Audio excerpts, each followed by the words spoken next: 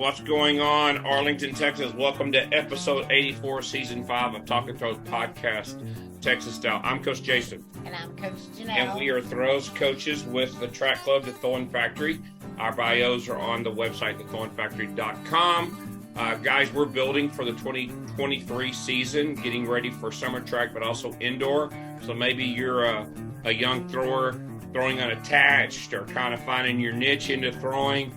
If you have questions and want to be a part of the team, feel free to reach out to us. If you're someone that's looking for online lessons, we do video assessments as well. Or we have 3 other coaches that could possibly fit your needs. Coach Jarvis, East at the Thorn Factory, Coach Kai, West at the Thorn Factory, and Coach Knight, Night and Power Performance out of the greater Abilene, West Texas area. And Coach Janelle. And and you got young people that you want to get started. Yes, anybody basically 12 and under looking to pick up glide shot put or maybe even rotational discus for the first time, or even how to hold a disc properly. Coach Janelle is the person to seek out information on that. Also, to remind everybody about our YouTube channel. We're getting a lot of positive feedback with that. Please, give us, a review. And I hope the content y'all are really liking. We're seeing a lot of hits on that. So just continue to support us on that. Our season 5 sponsors, without them, we couldn't do what we do. First off, Texas Track and Field Coach Association, Stuart Cantor. That website is ttfca.org. Currently, they're getting ready for the 4th annual Winter Clinic, January 6th and 7th. That'll be at the Great Wolf Lodge in Grapevine. If you use this code 2301TXTRAC, 2301TXTRAC, you will get discounted rooms. So be sure to take advantage of using that promo code. Also, our 2 guys, Coach Steven Sines will be talking on Saturday, and then Adam Setliff will be talking discus on Saturday as well. And the Thorn Factory and Talking Throws podcast will be present somewhere in the building. We don't know where yet, but it will be there. So, 4throws.com. Quality implements price right. Go to 4throws.com. Use promo code TalkingThrows10. Promo code TalkingThrows10 to get 10% off. On that site, guys, you can find hammer equipment, weight equipment, javelin equipment, shot put or discus. Whatever you need, 4throws.com is the way to do it. Shipping's easy, ordering's easy. Just go to the site, or you can go through our site to find 4throws.com.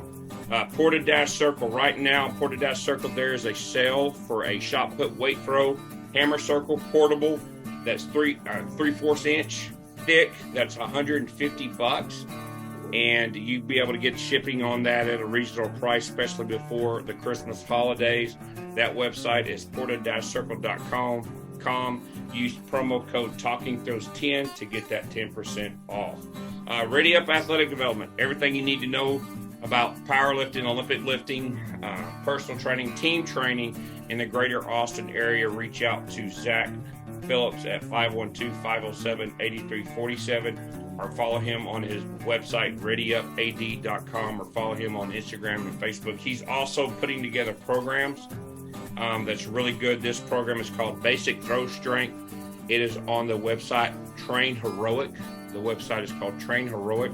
If you use the code Throws10, you'll get 20% off. And this program is designed for a volleyball player who's also a thrower, a football player who's also a thrower, a volleyball player that goes from volleyball to maybe soccer and throwing. Fibersports Discus, welcome to a new way to get the distance. That website is fibersportsdiscus.com, ran by our guy Bruce Caldwell. This is the 2K. We got the cool bag. You can look cool in a meet. So, and then also you can go to find Fiber Sports Discus on 4throws.com, or you can find the link on the thornfactory.com website. Yes, today's guest is currently expecting mom, living in Houston, Texas. Through 2012, 2015, she attended Texas A&M, University on a track scholarship. In 2014, she was an NCAA indoor champion in the weight throw with a PR mark of 22:15, which I believe ranks first in the school history as far as PR for weight throws. Also in the same year, 2014, she hit a PR in the hammer, 61:33, and that's in meters. In 2015, she hit a PR in shot put of outdoor of 16:03, which ranks second all time in outdoor marks.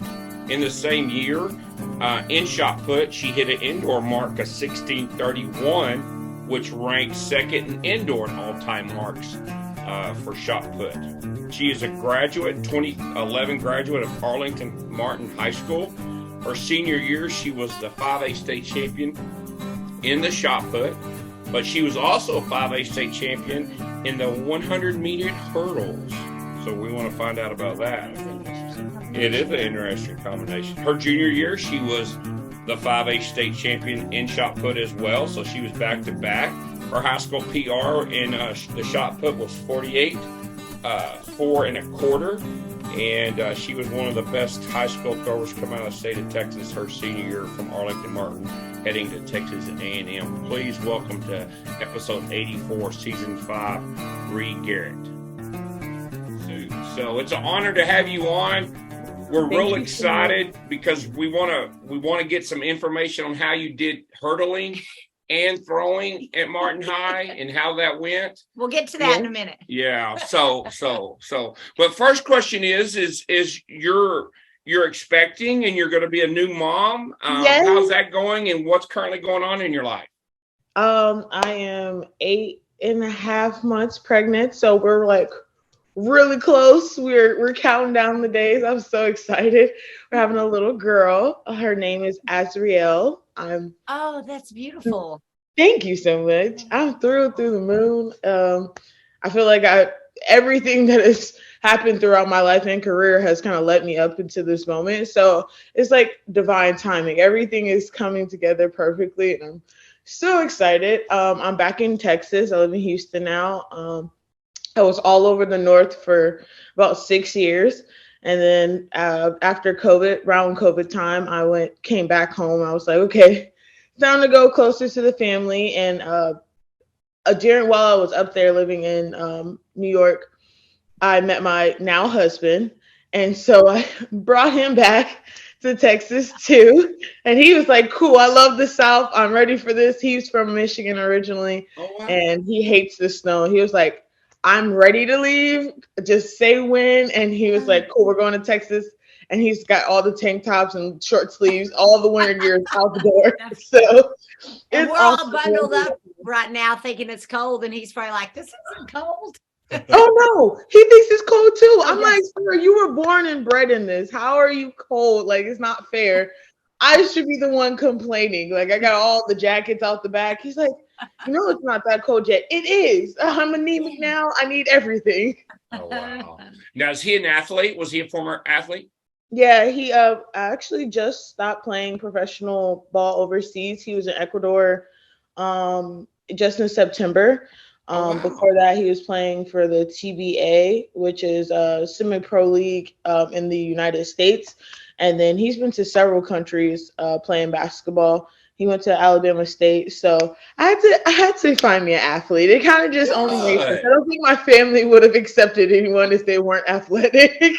Well, I have to ask, how did y'all meet? How did y'all lives path each other? Funny enough, we met on a dating app. It's funny. We just had our baby shower November 6th, and nobody really knew like our dating story. Like we kind of just came together. Everyone was like, oh my God, y'all are perfect. And we're just like, yeah, great. Yep, we met in the grocery store. But honestly, we met online on Hinge, and he had a cute profile, and he had like stuff showing he was in Belize and well-traveled. And I was like, oh, this is nice. But he had a picture at the very end of a king and a queen, and they were sitting equal to each other. And that's the picture I liked. And I was like, is that what you're trying to offer? Like, I've never seen anyone like that. And he goes, you're the first person who's ever commented on that picture. I really like where your head's at. And like, from there, I was like, okay, are you like local? And he was like, I live in Michigan. I was like, how did we match? How did we, like, I'm in New York, you're in Michigan. He was like, well, I've been thinking about moving out to New York. So like, I was just kind of seeing what's out there. And I was like, well, hello. And my brother, Miles, he's in Cleveland. So I was like, hey, I'm going out to Cleveland. Like, I guess we can like meet out there. And he was like, sure. Okay, cool. I'll be out there this weekend. Like, let's meet up. And we've literally been inseparable since the day like we met. We are kindred spirits. That is my soulmate. Like, that's my partner for life. So that is awesome. That's a great story. I really love that. Yes. So I have to ask, so when the baby's born, is the first thing they touch as far as athletic equipment, is it going to be a shot put or a basketball?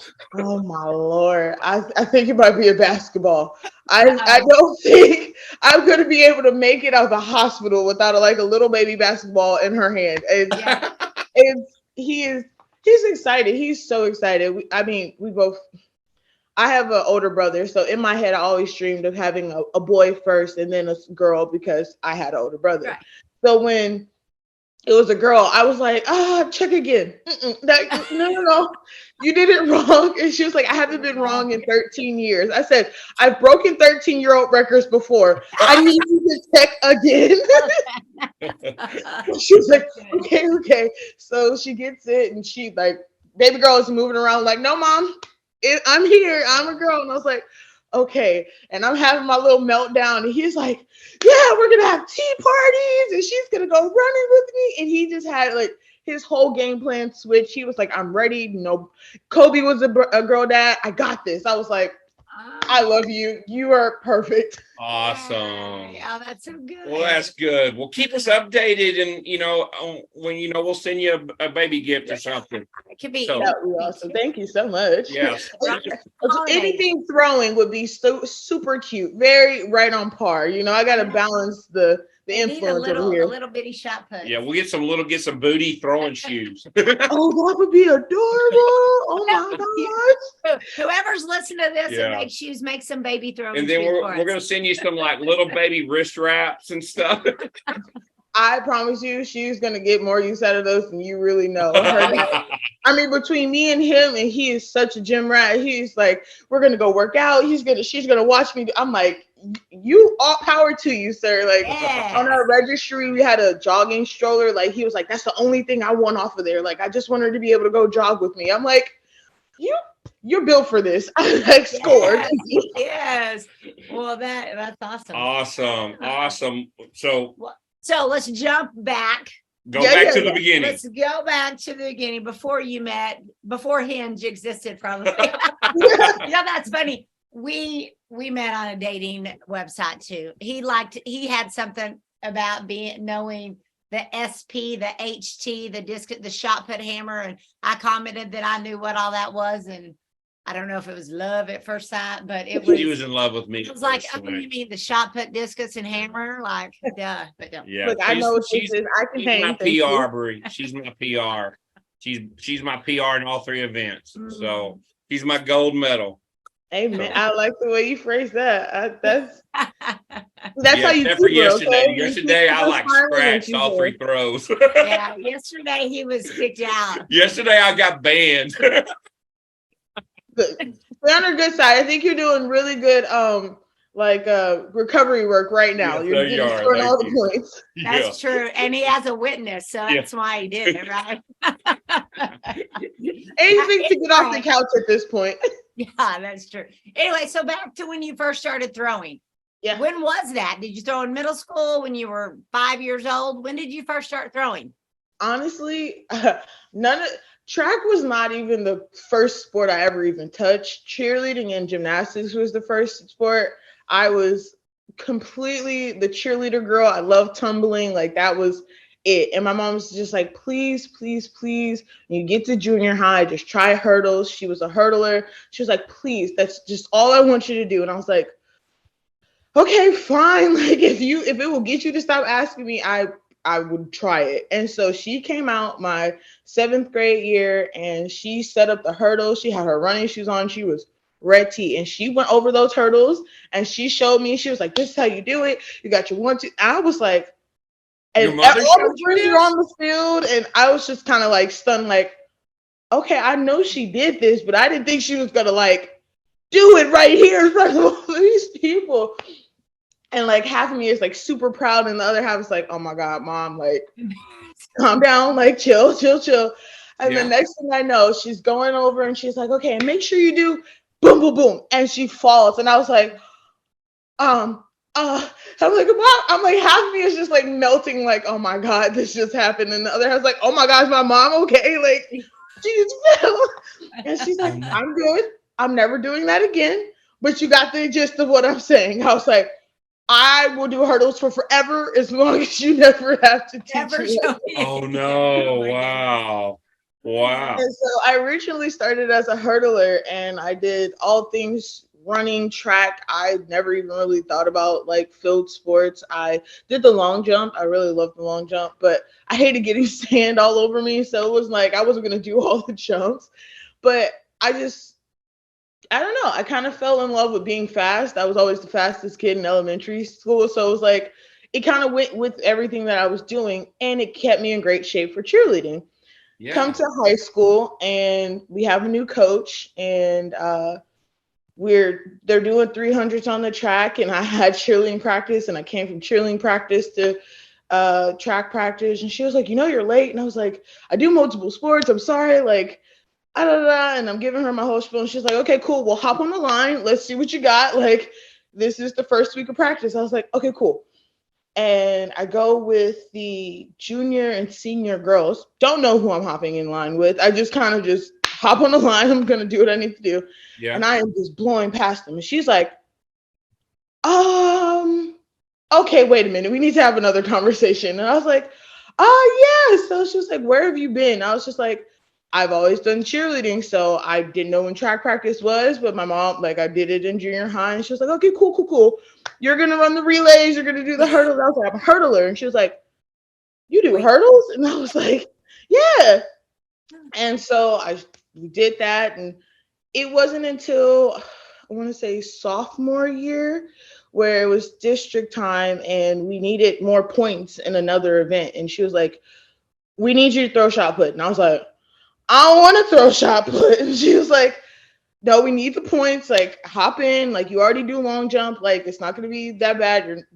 We're not going to use you on the 4x2 because we want you to qualify in the 100, the 100 hurdles, the 4x1, and the long jump. So she was like, the extra one. Like, it's cool. It'll give you good rest. And I was like, but the big girls throw shot put, and I don't want to do that. And Yeah. it's like, calm down. Nobody's gonna think that. And I mean, I'd always been a very muscular girl, so I was like, I don't need anything else. Having anyone tell me I got more muscles than I need, like I got it. Yeah. Cool. And so she was like, just work with Coach Gonzo for this week. We're just gonna get you through district, and then we're fine.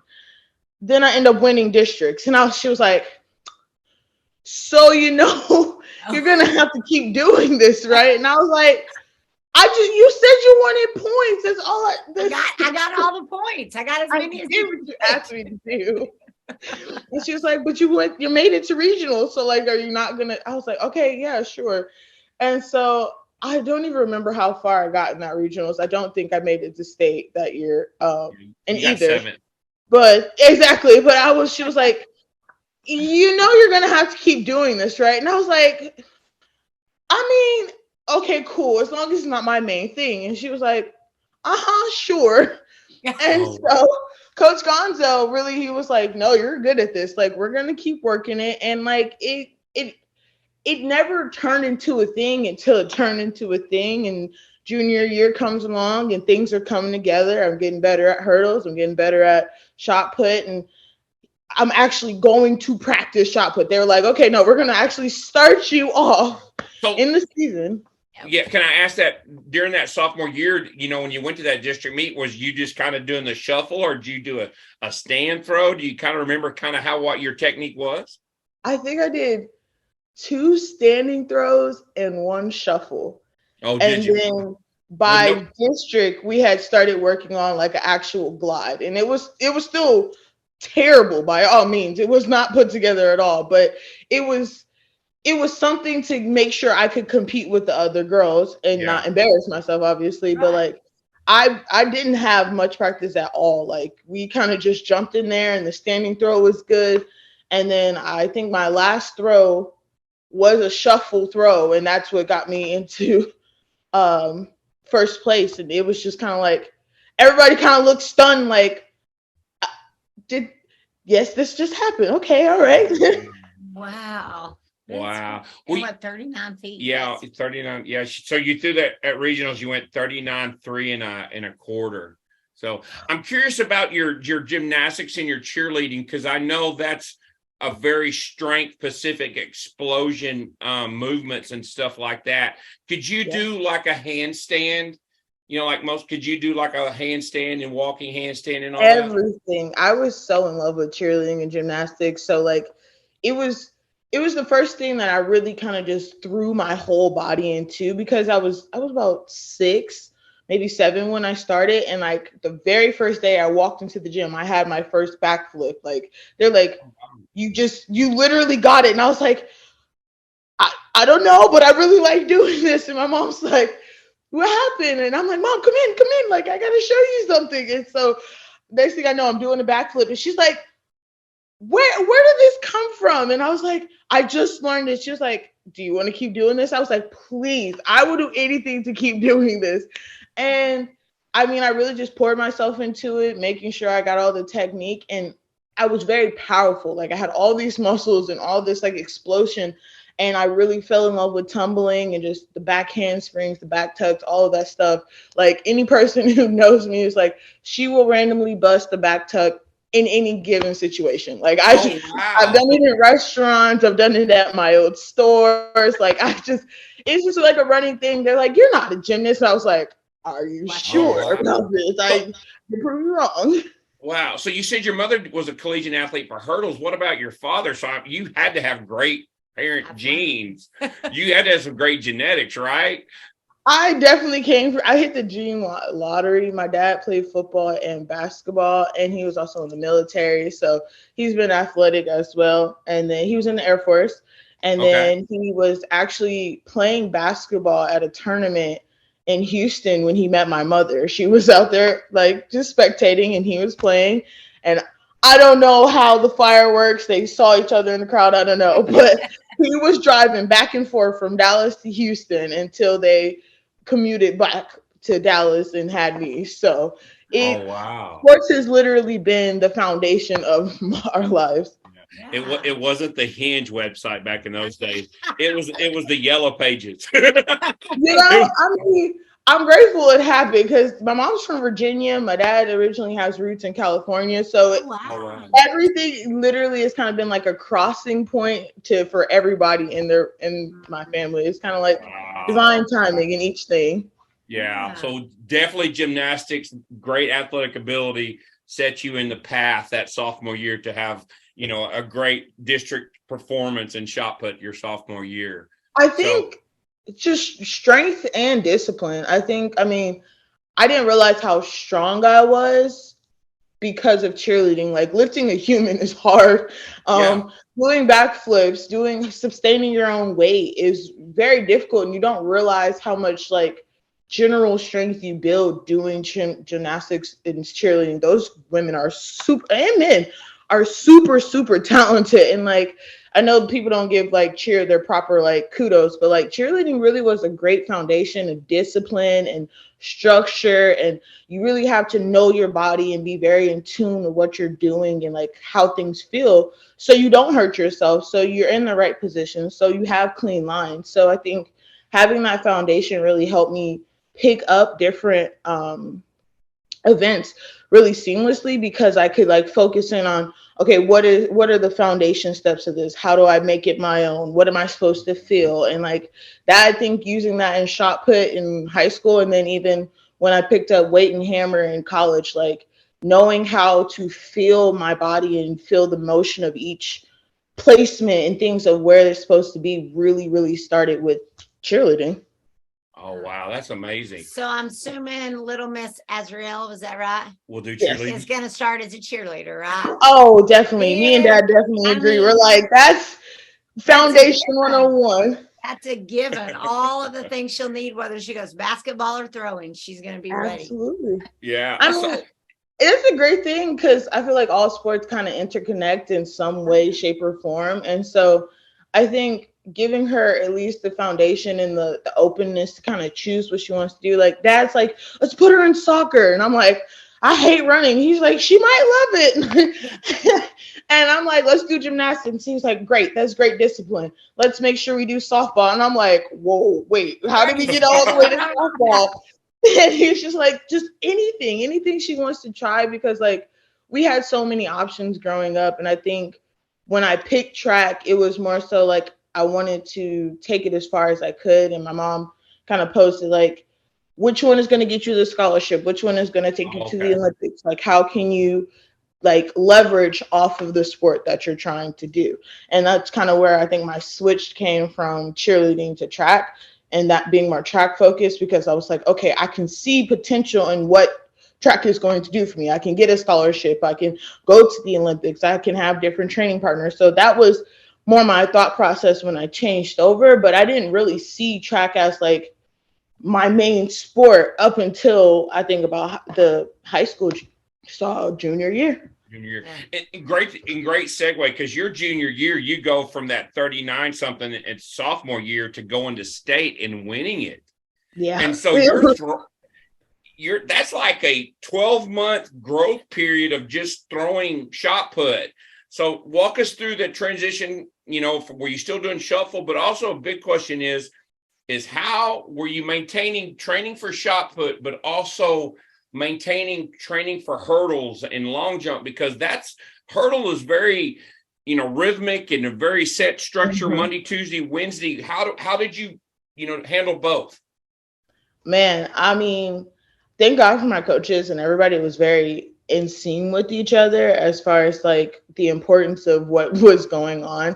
And Coach Harley was really good at just really balancing my training time. So every day I was sprinting, because I was still just a sprinter. Like, it was not, I was a hurdler who did shot put. It wasn't a shot putter who did hurdles. So really? Okay. It was never, to me, shot put wasn't my priority. And ever in high school and shot put ever a thing that I was going to focus on. It was definitely trying to make sure I did hurdles, but I was good at this other thing. And I started to like it because it was different. It was something that I had never done before. I was getting pretty good at it. I really enjoyed Coach Gonzo. Coach Gonzo is the hero of my throwing story, because literally, like, he's a very stern, hard football guy. Like, he was a football coach, and like we just had a really good connection. And like I was stubborn and mouthy and very like I was a little bit arrogant because I knew I was good. I knew what it takes. I was like, I'm going to get faster. I'm going to get stronger. Like, you can't stop me type energy. And he was just like, okay, cool. I'm going to challenge that. I'm going to treat you like one of my football boys and train you up. Like, if you're going to act like that, I'm going to treat you like that. So he made it a competition every day at practice. And that's what made me like excited to go to shot put practice. Cause I was like, okay, what's he going to try to stump me with today? Like, how are we going to, like, it was almost like, how am I going to face off with my coach? And it was always very like respectful and very, to the level of coach and athlete, but it was also he got to my level and kind of understood the athlete that I was, and really tuned into like how to bring out the best parts of me and kind of bring out that competitive edge. And I think because I don't like to lose and I've always been very competitive, it was something that drew me to being in shot put, because it was like, if you're going to do it, you got to win, girl. Like, you can't just go out there and do it and throw it and be like, if you're going to do something, do it to your fullest. And he would stand out there and on the marks, and he goes, if you hit me, you go home. All right, cool. Not a problem. Say less. Like, I want to go home early. And some days I'm going home after 3 throws. Some days I'm going home all afternoon because he's backed up all the way into the back. And like it really kind of gave me a competitive edge. And he challenged me to keep finding something to work at. So there was never something that I actually perfected. Like if I got my glide well, he was like, okay, is your release good? If I got my release good, okay, is your oh Lord. Your foot underneath you. Thank you. I was like, is your position good? Are your feet to ankles good? Like he made the way for Chico and how he coached me and how me and Chico bonded and how we trained really easy because he started the analytical part of it for me. I wasn't really like a step-by-step athlete as far as like, okay, break down this point. Okay, break down this point. I was like, I need to go in the flow of it. I need to do it. And he was like, you can't always figure it out trying to do everything at once. You got to start one step and then build into the next step. And I think the way that it happened sophomore year to junior year, as far as like just doing the presses, then doing the shuffle, and then working into the glide, it really kind of built upon itself. And it felt more natural than just trying to like learn everything at once. Wow. I just happened to like catch on very well, but like it was very seamless in the way that it felt when I was learning it. Like I never felt like I struggled picking up the shot put. Wow. Is he still at Martin? No, he is in New Mexico. He is a coach for the Wildcats. Lord, I can't think of their full name right now, but he won state with his football team. He's the head coach for the football team out there. Oh, wow. He won state last year, and they're in playoff contention this year. So you still talk to him? Oh, yeah. Oh, my God. He's been a part of my family. Like, he also coached my youngest sibling, Miles, throughout his football career, and a really, really good reason why he's the strong force that he is right now. But, like, he's been a part of my family. He calls Miles his first son. Like, he has all girls. He has 4 girls. And I've literally known them throughout the pregnancies of all of them. So it was kind of cool because like it's full circle now that I'm pregnant and me and his wife are really close. And I'm like, his daughter is making something for my daughter. And it's just like, oh, wow. Like we've been in each other's lives. He was also the one who presented me with my Hall of Fame tribute when I got inducted to the the AISD Hall of Fame, Athlete Hall of Fame. So I asked him to come and he did a speech and everything. And he was the one who handed me my plaque and everything. Like Gonto has had a remarkable stamp on our lives. What's his first name, if you don't mind me asking? Oh Lord, I call him Gonzo so much. I'm sorry. It's your pregnancy brain. It's pregnancy brain. It is. Lord, I have never been so forgetful in my life. It was like it never goes away after this. Don't worry about it. Don't worry about it. Well, it hits you at some point. So it is. It is gonna smack me right in the face and be like, oh yes. Yeah. So when you go to these meets, because you're junior, you went to like Texas relays and you qualified in the hurdles and in the shot. And I'm curious how you handle this. Because in the mornings, the shot put's usually happening, but then also in the morning, qualifying for regionals, for hurdles is going on in the prelims, and then the finals for hurdles are in the afternoon. How did you handle going back and forth and your mental approach to both? Because, there's a different mental approach to throwing versus the approach of being a sprinter / hurdler. That's a great question. It was music. Music is probably one of the first things that I can think of. I always had headphones in. Like, I've always been a big music person. Okay. So having different playlists for each thing, because rhythm is so important in hurdles. Yes. Like making sure that you're in the right beat. You feel light. You feel like you're not too heavy. And I almost developed rituals before just so I could get in the right mind space, not even just for one or the other, but just like, are you prepared for what you're going to do today? Like if you got to do a qualifying round and a shot put round, how much time do you have in between? What's your re-warm up look like? Are you already still warm? And kind of just playing it by how my body felt, but also kind of just making sure that I had I love Red Bull. Red Bull was probably my favorite thing in the world. So like, do I have a Red Bull for the hurdle meet and hurdle race, and then have a Red Bull for the shot put? Like, I think I just kind of had these things that kind of tuned me into each thing that I was doing. Okay. I also was, because of cheerleading, I was like hyper flexible. And so I always worried about being too loose. I know that sounds really weird, but like Yeah. in my brain, I was like, okay, if I can't feel everything because I'm like all loose and wiggly, like I can't, like I could never shot put feeling like I had just ran. So I'd always have to like take time. If I was right up to each other, like I'm not going to warm up for shot put outside of doing warm up throws, because I needed my body to like come back out of that adrenaline space and kind of Yeah. get back so I could feel it and feel my body right before the shot put. Because for me, running hurdles was so rhythmic that it was just kind of like letting my body flow through the hurdles and feeling the push of each step, versus shot put, which is very much, I don't know, I was very in my head about shot put, I think, because I didn't trust my ability in it. I almost feel like I had imposter syndrome and how actual good I was in shot put and throws, because it was not something I ever gravitated to. So Yeah. I was really, really focused as far as like, is my foot in the right position? Is my body looking in the right position? And like making sure I could feel each thing that I was supposed to work on. And I felt like if I did too much too soon to a race, that I couldn't switch my body over into being able to feel the things that I was supposed to feel for shot put. And I think as I did it more frequently, it got easier, just because I knew what I was looking for in each throw. But I think it also got harder because I went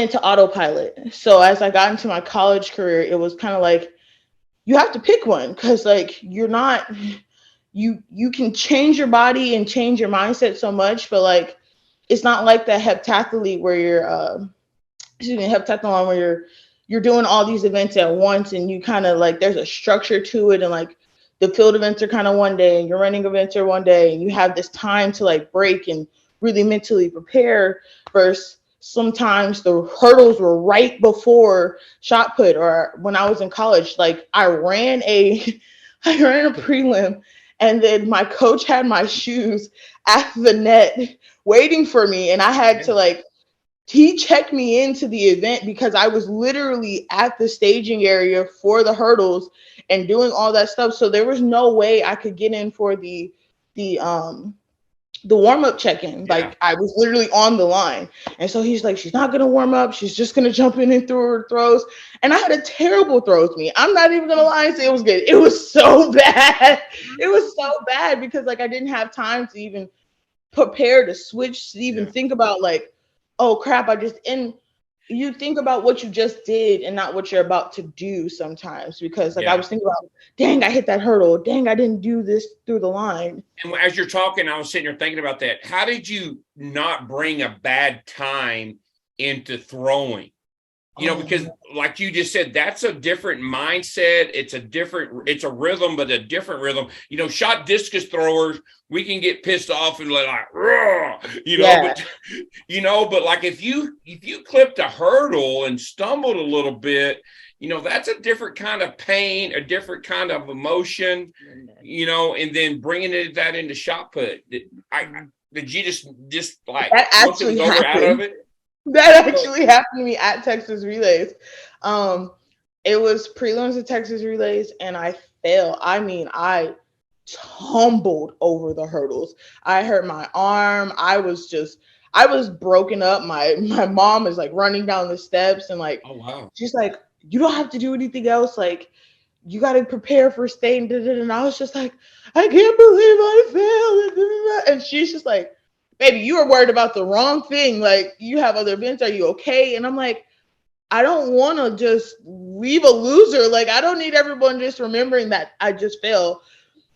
And she was like, well, are you going to be able to do shot put? And I was like, I don't know. My body hurts, but like, and in my head, the adrenaline's still going, because I'm like, I just embarrassed myself. Like, I have to redeem myself somehow. I can't go out at Texas Relays. And I mean, it's huge.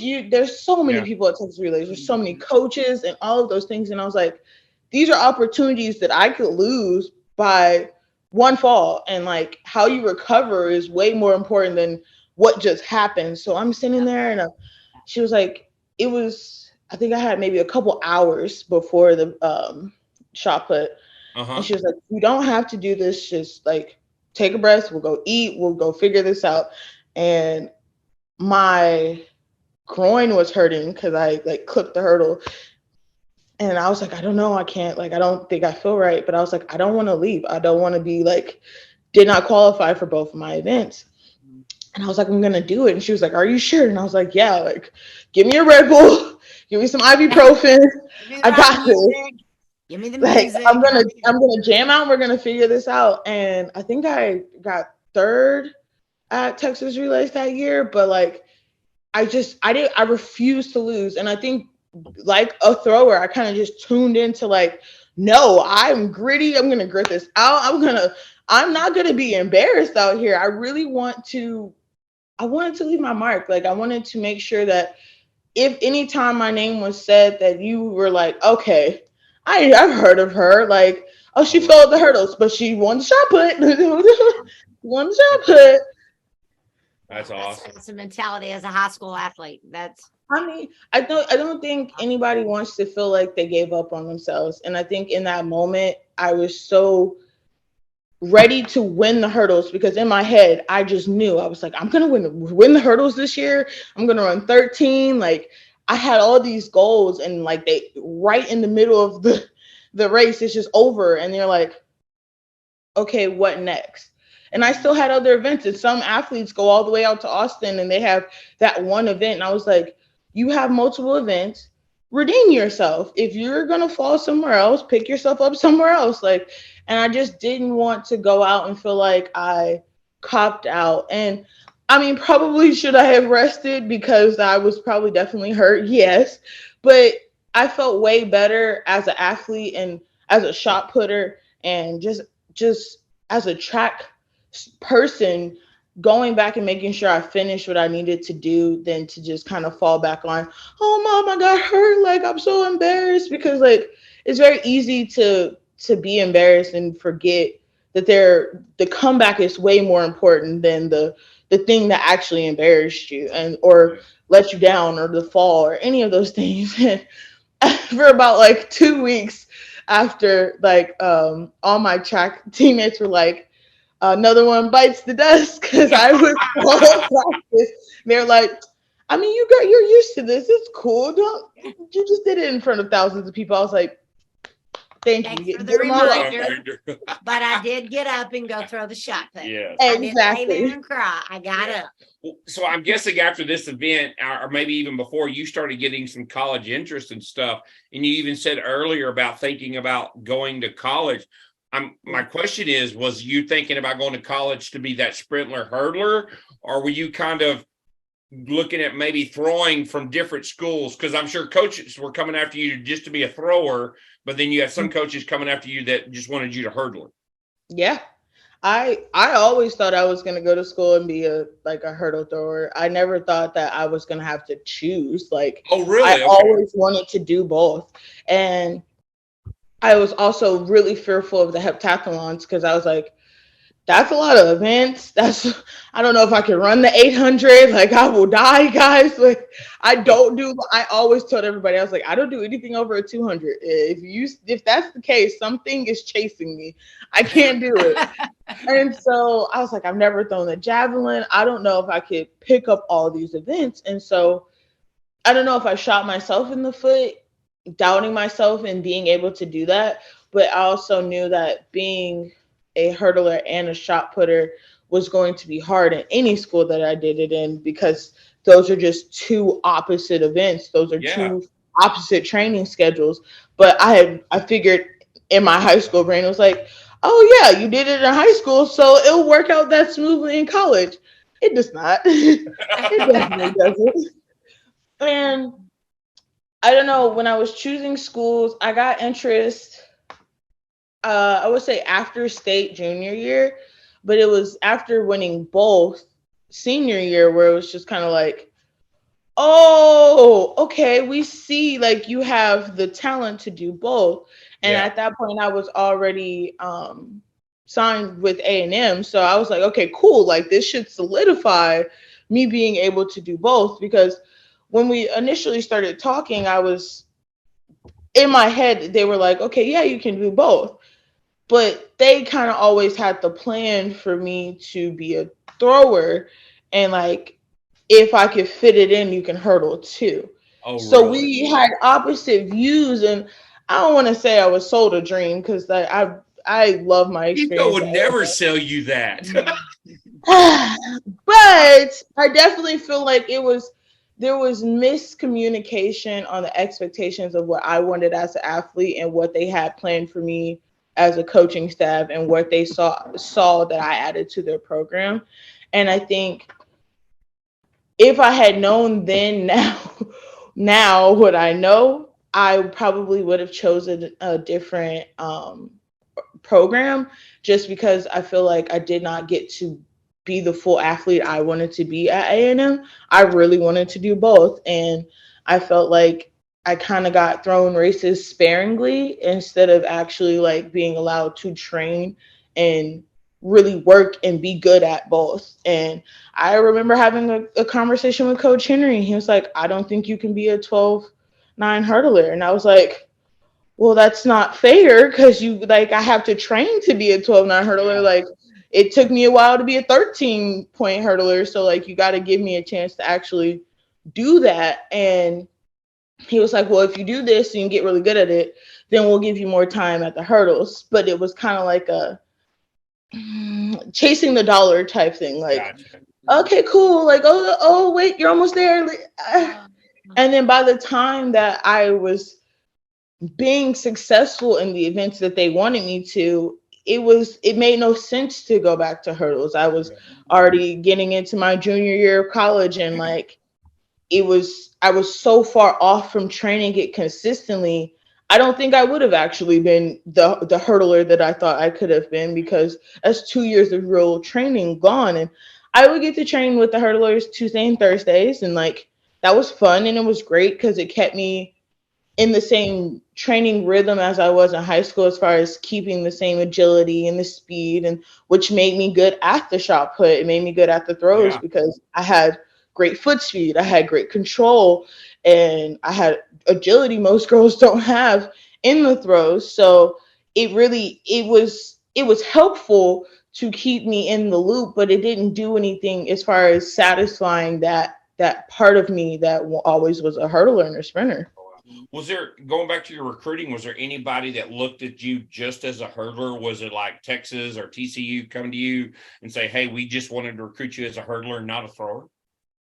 Texas Tech asked me, and I hated Lubbock. We had regionals out in Lubbock every year, and I hated Lubbock. I hated the wind. I hated the sand. It was just so much. And I was like, and I was super far from my family. And I was like it sounds great, but like, is it worth it? And I was like, I have a possibility of kind of doing what I want, or like just being a hurdler. And I wanted to do both at that point in time. I'm not going to say like I was okay with just hurdling at that point. I really did want to do both because I really found success in both, and it was unique. I did not know anyone who was actually successful in shot put and in hurdles, and not just in the heptathlete, which by all means not discrediting anyone who does it, but like they don't throw as far as the shot putters. They're not going to compete as in like the open event, and vice versa the hurdlers. Some of them will because they're good at the individual event, but it was not likely that the sprinters and the jumpers of the heptathlon were as strong as in the throws. So I wanted to be able to do both. And so Texas Tech, and I want to say it was Texas Tech, LSU, Oklahoma, and Texas A&M, which were like my final four that I was like really battling between. And Texas Tech was going to allow me to do both and definitely wanted me to hurdle. A&M was telling me like I can do this hybrid thing and like we'll figure it out. And Texas A&M was one of the first teams that talked to me after Texas Relays my junior year. And I was like, okay, cool. Like, I like A&M. And when I was younger, I remember going on a recruiting visit with my oldest brother to Texas A&M when he was Okay. playing basketball. And I remember we like pulled up to Kyle Field, and I was sleeping. I wake up and like I just see the huge Kyle Field like letters. And I was like, this is cool. And I don't remember anything or much else outside of that visit, but like that was something that really stuck in my mind. And so I always kind of loved Aggieland in like a weird way. And so like I was almost partial to them. And then Oklahoma wanted me to be just a thrower. And I was like, I'm not doing that. Like, nope, that's out of the cards. And LSU was like kind of like, it was out of state. And in my head, it was too far for where I was comfortable. And my mom's like, you're gonna want to be home, you're gonna want to see us. And I'm like, yeah, you're right. And she's like, I'm eating this up. And she's like, yes, it's not gonna be far. Yes. But I thought like, okay, A&M is like, I love the traditions, I love the color.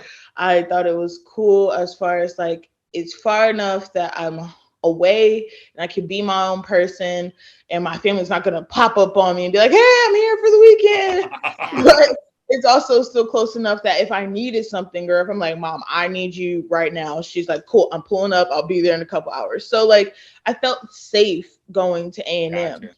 I just didn't think I don't think a lot of high school athletes are prepared for the business that is college athletics just as much as it is an Great point. athletic thing. And it's not always like, are you good? What can you do for the team?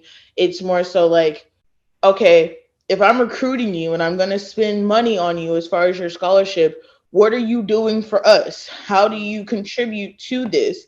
And is it a contribution that is worth your 50, 60, 70% scholarship? Are you going to win us titles?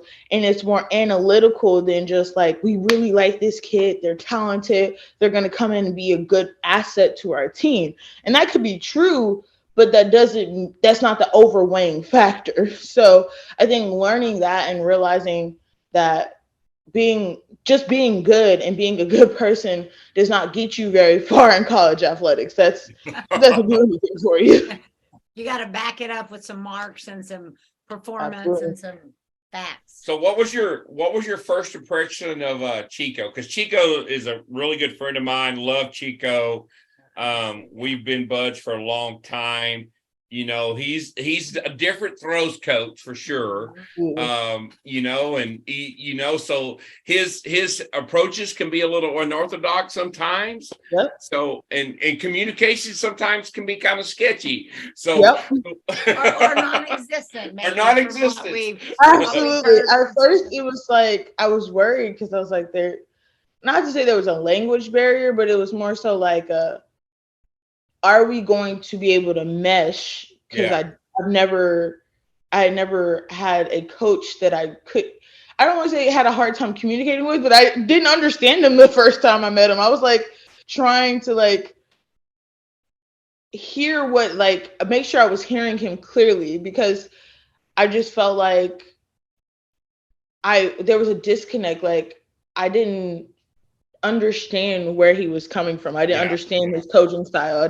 I was like, okay, like you're a foreign coach, like you got all the way to A&M, like what is Chico-esque world? Like I think the athletes actually sold me on Chico more so than the interaction with Chico, because he's very laid back. He's very chill, and he talks when necessary, and he's very like you feel his energy and like his expression and his body language. And once you understand, like once y'all have your own like way of communicating, I think that's how we got on the same level. And my visits were really cool because I got to do like a hybrid, as far as like I had a host that was a sprinter and I had a host that was a thrower. and Okay. they were also best friends. So it was really cool because I got to kind of like hang out with the throwers and see what they were like, and then hang out with the sprints crew and know both sides of it. And I fell in love with the team. And then I knew, I was like, I don't have a question on the quality of coaching. A&M is a fantastic team. Like, Yeah. regardless of whatever like hurdles I think I'll probably have, like you're gonna have with any new job and any new interaction, you're gonna have to figure out how to be on the same level with someone, meet someone where they are. So it's like, okay, I can do that. Like, I'm really personable, so I know me and my coach will be able to get along. It's, will I be able to be comfortable in this place with all of these people? Will I be able to feel like I'm on a team? Because it's really easy to be a part of a team but not on the team. Like, you're not really just interacting with everybody versus those are your people. That's your family for 4 years. Like, you really go through the trenches, especially being a student athlete. It's not a normal college experience. It's not, you get to hang out and go and be in these groups. And if you have the time, bless your heart, I'm more power to you, but I was tired. Yeah, So it's a between lot. study hall, Yeah. training, practice, weightlifting, all of those things, like the people that I gravitated most were gonna be my teammates.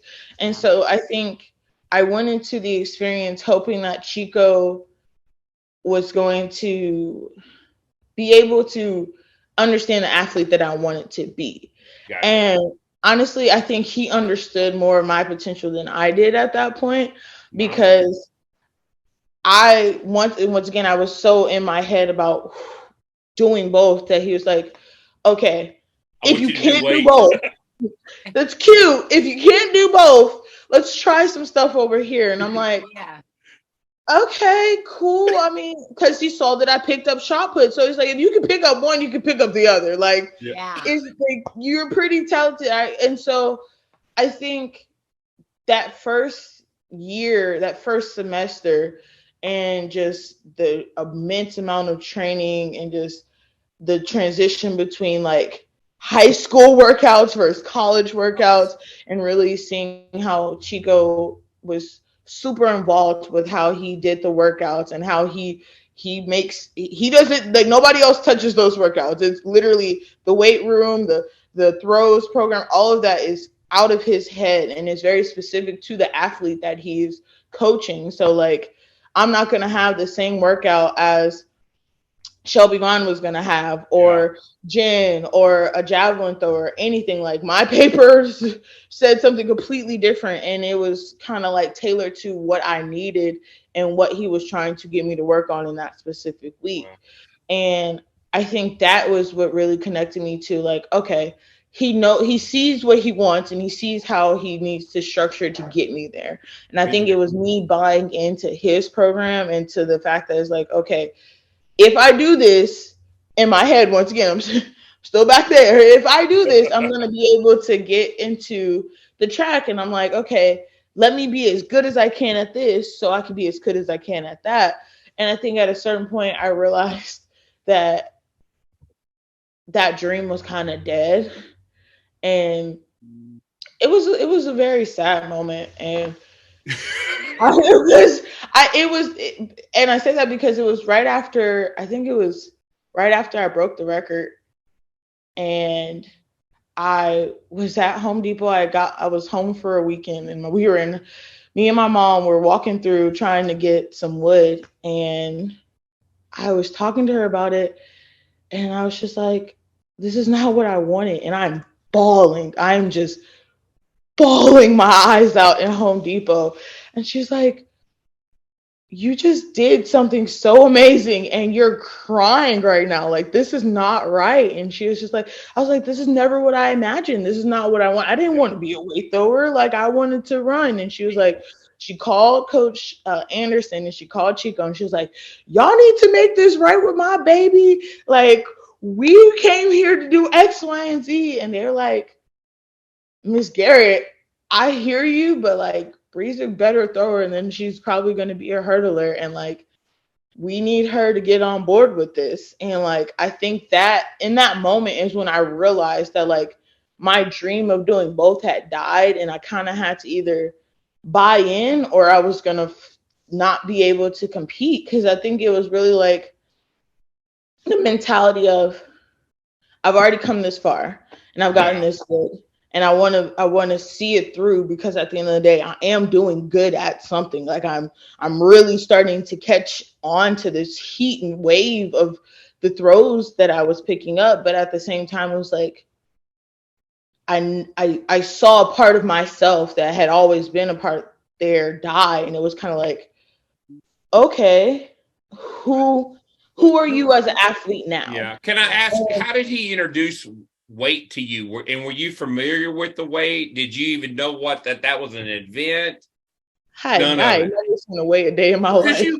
I know, because you go in your freshman year, and for someone who's never thrown the weight at all, girl, you're throwing almost 16 meters and throws almost 17 meters your freshman year in the weight. I had no idea what a weight was. My Lord. When I seen it and I picked it up, I was like, what do you want me to do with this? And he was like, you're going to spin and you're going to throw. I said, I don't spin. Yeah. And she was like, you're going to learn how to spin. And so like, it was just kind of like just playing with it in our hands. Like the first couple of days, you were just kind of like how you grip it, how it feels in your hand. We did like the circle throws, and I'm just like, this is so weird. Like, I don't want to do this. And I'm calling my mom every night, like, they got me doing this, and this is not what I expected. And like, me and my mom were thick as thieves because I was the only girl. So I'm calling her. Well, I wasn't the only girl, let me not lie. I have an adopted sister, but like she didn't do track anymore. She was no longer an athlete. So it was not talking to her about it. She would be like, oh, okay. So like me and my mom, knowing like the athletic world of track, I was like, Mom, I don't know what this training is. I don't know what this is. It feels so foreign. And she was like, I mean, that's how you felt when you first learned the shot put. And I was like, yeah, but like, it was literally like the first week. We didn't train shot put. He didn't even have me touch a shot put like that outside of like throws, like conditioning throws and things of that nature. I didn't actually do shot work. I was literally learning the weight throw all that first semester I was there, and all that first training time.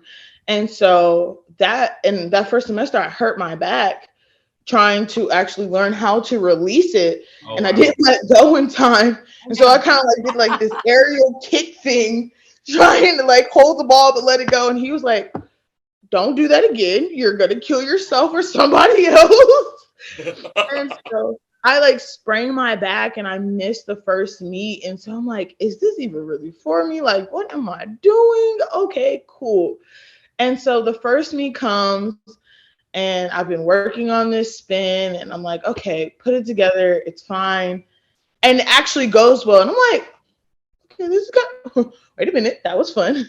Yeah. I'm kind of good at this. Like, it was kind of like once I got into the meet and like was once again in my competitive mind, I was like, you could actually do this. And when you don't know, when you're doing something new and you don't know how you're going to par up against everybody else you're competing against, it's real easy to be subconscious and like, why do you have me doing this? Like, I'm going to embarrass myself. Like, what if I foul all my throws? Like, what happens if I don't do this well? Yeah. And then also being a scholarship athlete, like knowing that throws are what's keeping me paid and keeping my books and tuition going. Like, if I don't figure this out, am I still a scholarship athlete? Do I have to look for another team? Like, I took it very seriously. Like, if I'm going to make sure I make it through college and get my degree, I have to figure out how to do this well. And so I think getting into my first competition and kind of like, all right, you're not going to embarrass yourself. And you know, there are other girls who are not doing this as great as you are either. So it's like, okay, relax. And I think me and Chico kind of found a good balance, just like me and Gonzo did, as far as like how to train me in a way that was going to get me to be competitive in practice, because like if I'm not in a competitive mind state, and I think I grew out of that as I got more into my training career, but like initially, especially when I was first learning how to do it, finding that competitive edge consistently in like trying to figure out how to get better at it helped me. And so I told Chico, I was like, my coach used to stand out there. And he's like, I'm not standing out there. So that's it's out of the question. But there was a mark where like everything's all demolished now. I'm so excited to see the new facilities. But in the old track, there was like the gravel for like where the shot was going to land, and even the weight. And then there was the grass for where the hammer and the javelin would land. Yeah. And there was like a cement like little wall of cinder block. Yeah. That like divided the two areas. And that in my head became the person standing out in the team. Okay. And so I would start aiming to hit that. And we didn't even know how far it was at that point. We just were kind of like, that's your goal. Like, if you can hit that, then you'll get out practice. If you can hit that, then, and we'd move me forward or move me in different places to kind of like gauge how far it was. So I think it was probably after the third or fourth time that I started hitting it consistently that he was like, okay, how far even is this? And we measured it and it was like 18 meters. He was like, did you know you were throwing 18 meters this whole time? And I was like, no. I was like, everybody was kind of like, I think you got something here. And I think that the more I realized that I was getting better at it, it was like, well, how do I break it down more? How do I get into, because if I was going to do it, like I said, I'm going to be the best at it. And I think I realized that I could really be good, because when I first started doing track meets, like not to say I wasn't up against girls who were throwing 18, 19 meters. They were, but it was in track meets, so I didn't see them all the time. So I'm going up against athletes that were throwing pretty similar into the range that I was throwing. Yeah. And so when I started connecting practice to throws, and I literally was like, Chico goes, this is where the concrete is. And like he kind of marked that out visually for me in the actual throw arena in the indoor. And I was like, got it. I got this. And I literally just I would just vision myself outside at practice on the concrete. No one's there. It's me against me. Chico's recording. And that's all I was doing. And I think once I made that mental connection, that was when I had first like hit 65. And I was like, I think we got something here. And I just kind of got excited. I was so excited to like see it come to fruition and go, oh snap, like you're not just someone who kind of got thrown into this event. Like you actually do this. Like this is now your event. Like, and I took ownership of it. I was like, I had my weight. Like, don't nobody touch my weight. This is mine. I got my good juju all over it. Like, please don't touch it. And I really kind of poured myself into it. Did you have weight throw music? You had hurdle music and shot music. So did you have weight throw music? I did. And funny enough, it was kind of like, it was not what people expected. It wasn't like super like heavy or like it was really like light. Like the song Happy by Pharrell was like really at that time. So like stuff that was just like really like boppy, and everyone's like, what are you dancing to? And I'm like, da-da-da. And they're like, aren't you supposed to be focusing for the? I'm like, I am perfectly in sync right now.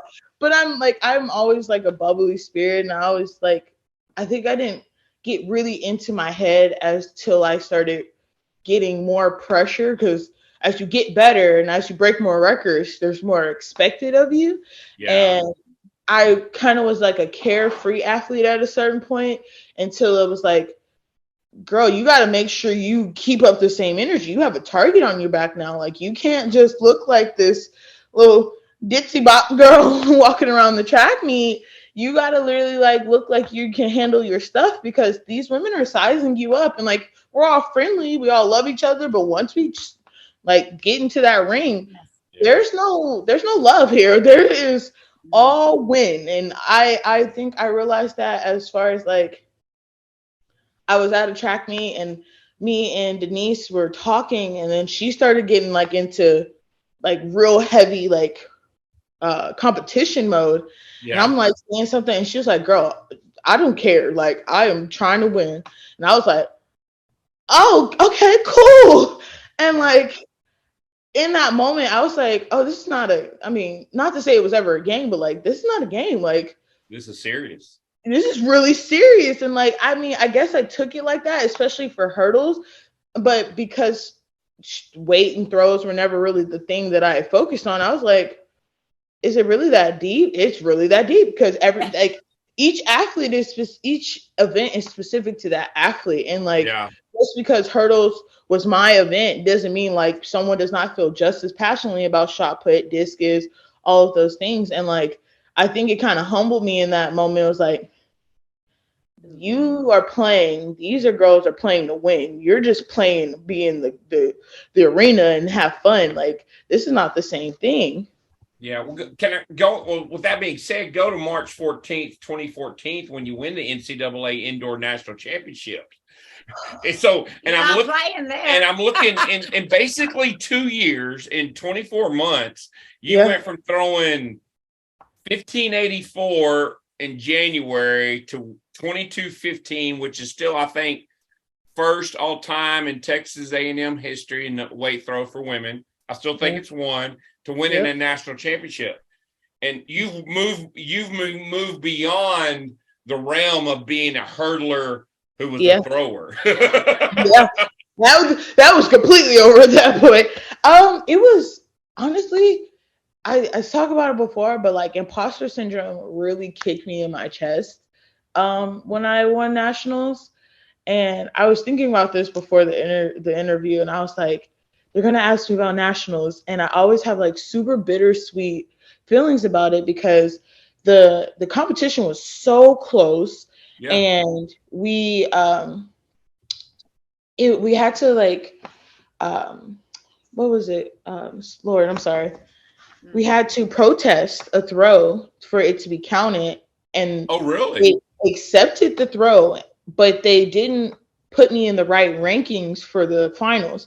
So with that throw being included during the protest, I should have been the last thrower, and they had me as the first thrower. So it was weird because I was competing backwards as like, like as a thrower, like, because the best throws go last, and you kind of get to build off of your competition. But I was the best thrower going in, being the first thrower. So everybody kind of got to compete off of my energy. And it was hard because then I was like, it's not fair. Like, and I'm trying to like stay in the competition as an athlete, but I'm emotional because I'm like, I'm being gypped right now. Like, this is not fair. Like, this is throwing off the whole rhythm of how this is supposed to go. And so Ida, she was a phenomenal thrower out of UCLA, and we had been going back and forth the whole season. Oh my Lord, she was on my neck the whole entire season, and she had this amazing throw, and it was on the line, so it was out, and it was the very last throw, and I had already won, and her throw would have beat me if it was legal. And they went through the whole protest, the video cameras. It took almost 3 hours for them to actually declare who the winner was for nationals.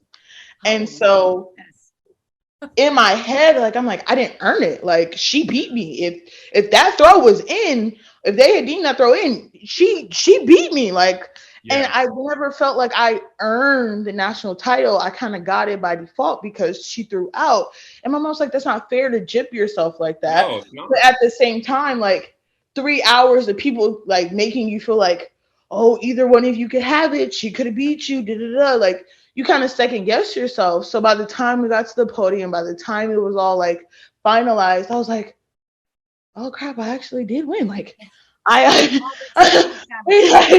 actually won. And like, it was cool, but like I didn't really get to bask in the moment of it because it was really like a contentious type thing. And so it didn't hit me until like after, like months after, and everyone's celebrating. They're like, yo, you're a national champion, and we get the rings and stuff. And I was like, yo, I actually got the first place trophy. Like, this is they've announced it. Like, I see it on Instagram and all these things, but like it didn't feel real to me. And for years I really kind of battled with like, did I deserve it, or did I do everything to earn it? And like now, definitely looking back, it's like whoever was supposed to win won, and I won. So that's that. But at the same time, it's funny that how athletic mindsets can be such a helpful thing and also such a torturous thing, because like you're so hard on yourself and you're so hard on the mentality of I got to be the best, I got to do the best, I have to have the best mark in that moment. And when it doesn't work out as you're planned in your head as an athlete, you could have done this better and you should have did this better. And I think I had to give myself grace. And I think a lot of athletes have to give themselves grace as far as like their accolades and making sure that they smell the roses in the moment, because I was so busy making sure that I was doing well that I forgot to realize that I did good. Like I didn't pat myself on the back. And so I think it was really the following year when I got fourth that made me appreciate my first a lot more, because I was like, wow, you went and this is not the same result. You didn't expect this, did you? And I was like, nope, but I still won first that year, so you can't take that away from me. Yeah. So I think it made me feel better realizing that like, I am human and that I still did really good the following year, but it also made me realize how well I had done the year prior and like just how much my growth period was. And I think I put so much pressure on myself my senior year that I kind of crumbled under the pressure of just kind of like, I gotta win. I gotta make sure I like win it this time, because like last year it was kind of like, who did it? Maybe like this year I gotta like really put my foot in it. And I think I like almost like psych myself out and like beat myself in my head because I really just wanted to prove to myself that I was worthy of my national championship. Yeah, Storm got you that senior year. She got you at second place. Yeah. Oh yeah. Yeah. Do you remember who got third place that your senior year? A legend now in the throwing world. Won a world championship. Oh, I see her face, but I can't think of her name right now. Deanna Price. Did she go to Missouri? Deanna Price. Yep. Yeah. Oh my gosh, she went out and killed it.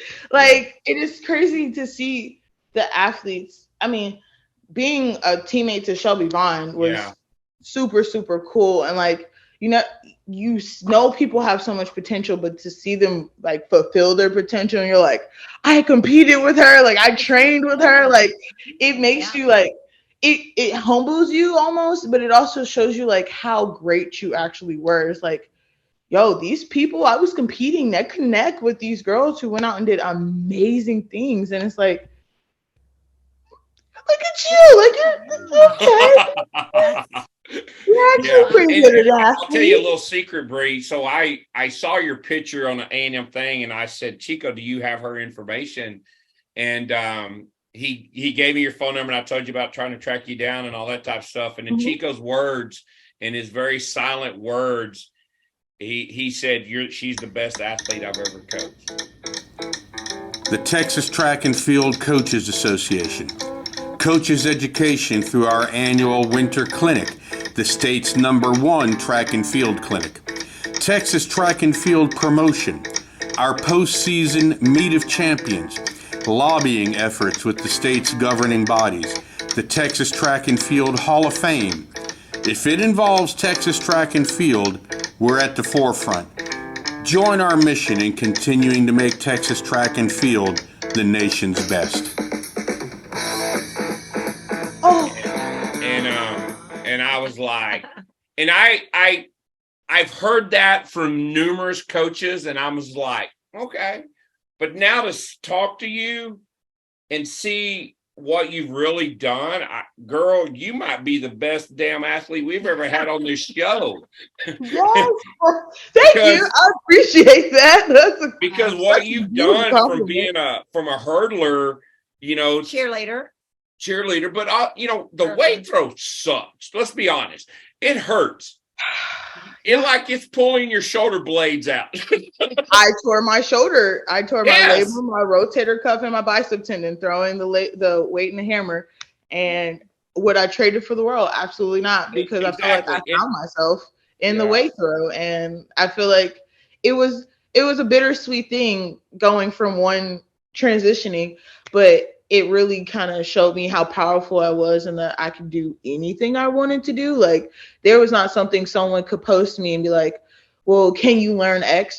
Absolutely. Did you see what I did with Y? Like, and I think because how difficult weight and hammer was, just physically, mentally, something I never heard of. Like, I think in the North, javelin is probably a little more common, but we didn't even have javelin down here in the South. I knew nothing. No hammer, and no so, javelin.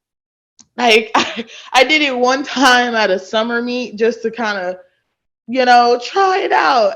I look like an uncoordinated mess of just disaster. Like, you wouldn't think I did any sport the way I look trying to throw that javelin. And it's funny to me now, like, how we tell ourselves, like, how am I going to learn how to do this? How am I going to figure this out? And like, you kind of just do it. And the more you put yourself in positions to figure it out, the more you show yourself your own strength and resilience, all of those things. And I don't think going and being challenged with the hammer and the weight throw would I have felt like the complete athlete that I was. Like, it was something that I still to this day kind of look at and I'm like, they're like, can you coach it? Could you teach it? And I was like, that was one of those things that I picked up. And like, can I critique it? Could I see what someone's doing wrong?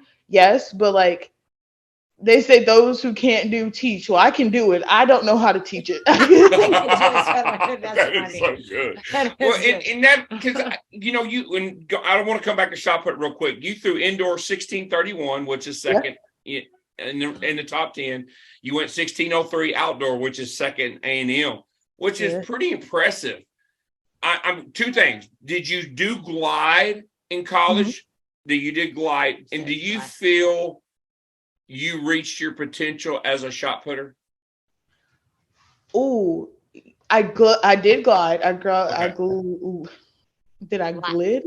I don't know. Glide. I was saying, did I glided? I was like, is this the past? This right, but she's trying. I did glide my whole career. Okay. But by the time I was a senior, I really, really wanted to learn how to spin because I felt like I was tapped out in what I could do with the glide. Yeah. But it was, once again, one of those times, how much time I had to learn it and be good at it versus how much time I had left as a senior.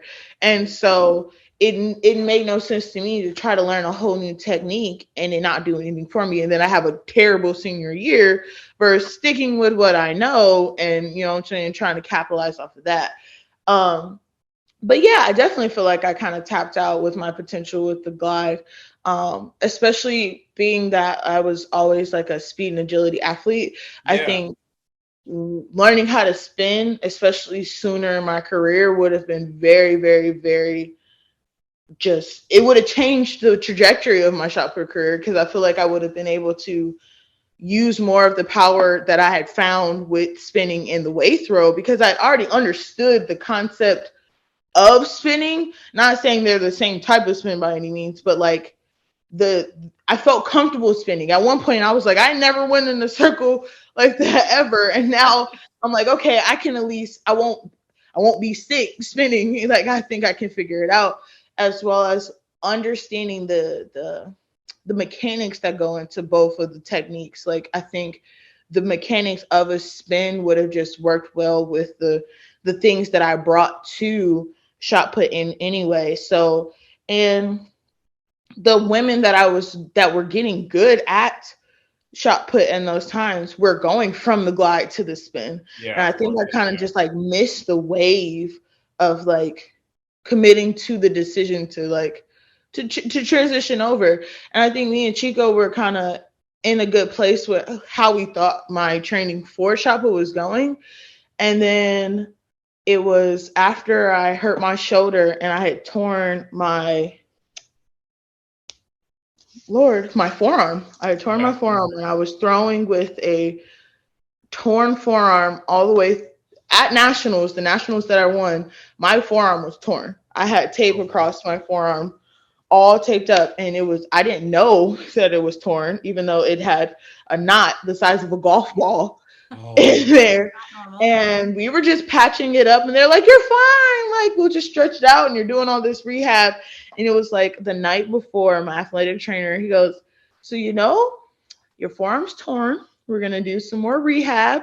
But after this, you're going to have to like chill off of shot put for a while so we can heal your forearm." And I was like, "I'm sorry, what?" And I mean, literally it was the night before I'm supposed to compete at nationals. He was like, "Yeah, but you're going to be fine. You've been doing it this whole time. Like, it's going to be fine." Then why'd you tell me? I was like, I didn't need to know this. And so in my head, I'm like, okay, I don't know if this is supposed to be fuel or supposed to be like something to make me worry. But I'm like, okay, like I can't think about this at this point. Like, not something I could worry about. But I think afterwards, realizing that like the way that I was throwing the shot put and the motion that I was doing it in, I don't think that I could have improved it any better for me to be a 17, 18 meter thrower. I think I just kind of, I don't know if I mentally tapped out with the shot put or if my body just like was like, I don't like this anymore. You're getting injuries. Like this is not. And I had also gotten really partial to weight and hammer. So it was kind of like, shot put was once again secondary. We honestly used to call it dirty shot. Like nobody really wanted to do the shot put. Me and Shelby hated Transition has changed drastically. it was terrible. But because we were good at other events. I mean, Shelby was phenomenal at the discus, but she also did shot put. That's how me and her first met, was competing in shot put together in high school. Mm-hmm. And then I was finding the weight throw and the hammer. So like it was never something that I really wanted to focus on anyway. And so I think once I started to accumulate injuries, I kind of just rode the rest of the wave instead of trying to make sure I could be the best shot putter. I wanted to be the best weight thrower at the point. I wanted to be the best hammer thrower because I had way more fun doing that than shot put, which I guess in a weird way, I kind of had a little bit resentment towards, because it was like it took me from what I wanted to do. So instead of giving myself over to shot put, I went to the other event that I could be really good at, which was weight throw.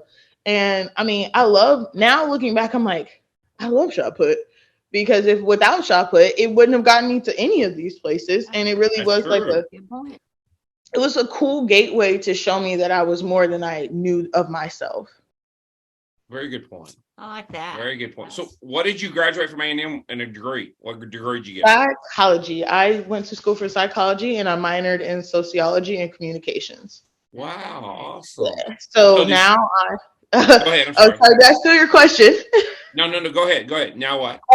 Now I do social media content. So I have a bakery that is in Cleveland. I did social media content for my brother when he first got drafted. So I get to stay at home.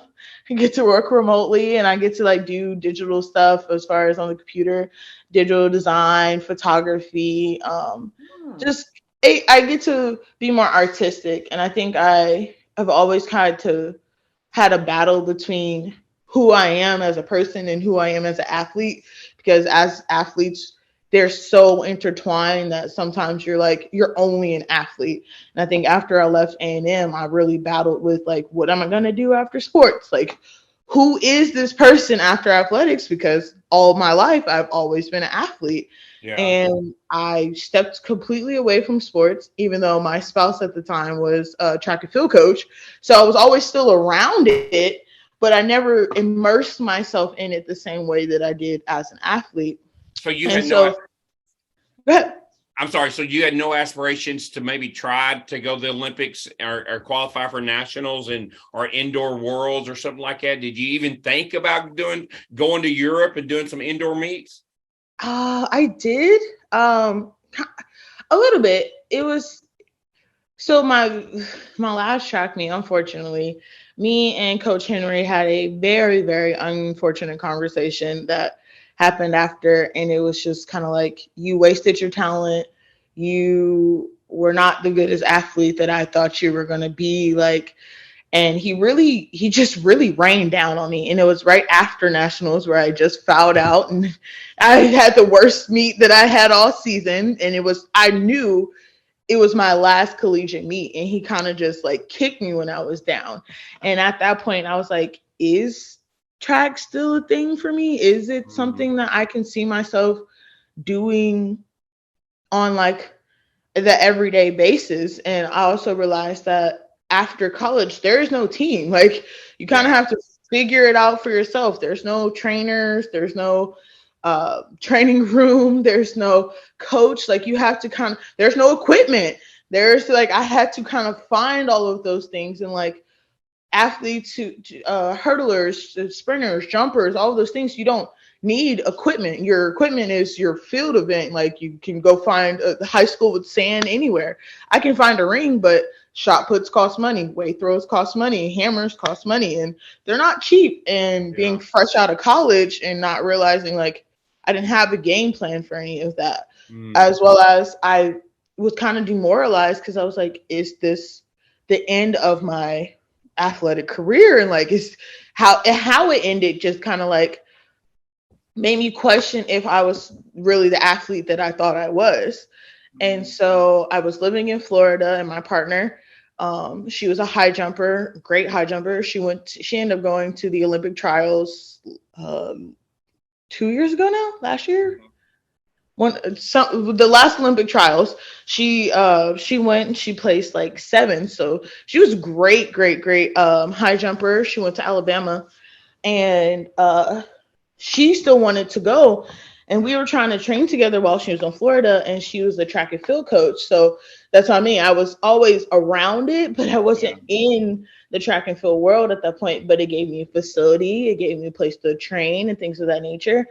And it just didn't feel the same. Like, oh wow, I didn't have the camaraderie. It wasn't fun without the team. It didn't feel like I was doing it for myself anymore. It was definitely kind of like, or I guess it was the first time I actually had to do it for myself. And it didn't give me the same feeling or fire when I was doing it with my team, or doing it to help contribute to a team, or doing it with the people that, you know what I'm saying, I'm used to competing with. Because when I graduated, a lot of the other girls I knew graduated, and like, I didn't know what meets they were going to. I didn't know. I was in Florida. I was in a new state at that point, and it was just kind of like, are you really cut out for this? And so I would help her coach, because she was coaching the heptathletes and the jumpers. So it kept me in the realm, and like, I still got to go to track meets and see my friends, see them competing. But like, it kind of also made me realize, it was like, I don't think you're mentally cut out for this anymore. Like, I think I had reached my point of, I wanted to find who I was outside of track and field, because it had been so much, and it no longer became fun. It became a job. It was something to make sure I had my scholarship. It was something to make sure I got my degree. It was something to make sure that I had food on the table. You know what I'm saying? So it no longer became something I did to exert energy, or to get away from the house, or anything like that. It was now something that was like a means to an end. And once it was up to me, I kind of was like, this is cool. I love it. Like, I love watching and cheering for it, but I don't think I have what it takes to be an elite athlete. Like, this is hard. And then I was watching my spouse do it and watching her struggle to find like track meets to qualify for, or trying to compete unattached while she was coaching her athletes, and trying to find a training schedule that worked for her, and coming up with her own training program. Like those are things that I didn't even think about afterwards, because I've been a coached athlete my whole entire life. And when you go to just not having a coach and you're coaching yourself, you're like, am I pushing myself as hard as I could be? Am I copping out and don't want to do this workout today? Am I doing the right things to get me to the same level that I was when I was in college? And heck, you take kind of all those things for granted because I had workouts. And if I had just saved those, I probably would have been able to do a lot more with my career. Because I was like, what do I do? Chico wrote my workouts for 4 years. Like, I don't know I remember the exercises, but like, how many reps do I do? What's the progression? Like, how do I get meet ready versus conditioning ready? How do I know when to switch from like my diet as far as like bulking versus slimming and things of that nature? And and then, hell, I had to be an adult and pay for stuff. So nobody told me that I had to do bills and track. I was like, wait. They're not, one doesn't cover the other. They're like, no, baby, you're in the real world now. You got to pay your rent and you got to try to work out. I was like, Right. I can't do I didn't sign up for this one. Yeah. For sure. Exactly. Mm. So I think once I realized that I didn't have the same backing, I kind of just fell back into like being a spectator. And I think it made me appreciate and keep a really good love for the sport. So I think if I had kept trying, I would have resented what I was supposed to do, or I was supposed to go to the Olympics. I was supposed to do X, Y, and Z. And my family we've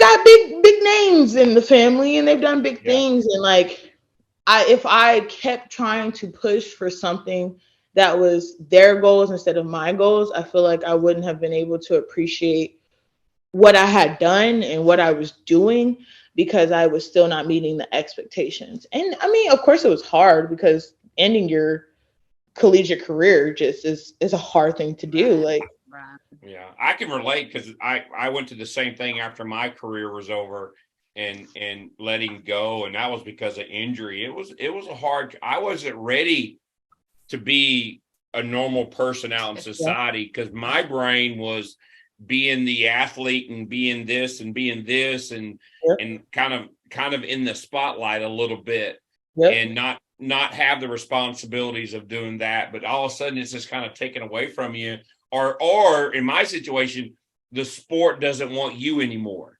You know, because you're hurt or you're injured, and this time you kind of like, oh crap, I got to pick up the pieces and move on and stuff. So but then you meet the love of your life and you start a podcast. Talking about the things that you love. See, exactly. So, and I think because of COVID. So anyway. And that, I think that is something that COVID changed, I think, everything for everybody in their own specific way. And I think COVID gave me a time where everything stopped. And I didn't have to adult, but like, adulting looked different for everybody during that time. And it really kind of gave me time to self-reflect and look over things and how I handled experiences. And I think I was so wrapped up in other people's expectations of the athlete I was trying to be and athlete I actually was. Ooh, excuse me. I think I needed to kind of taking the step back and really just kind of looking over and going down memory lane, having time to talk to people that were at A&M with me and all of those different things. It made me appreciate what I did a lot more, because hindsight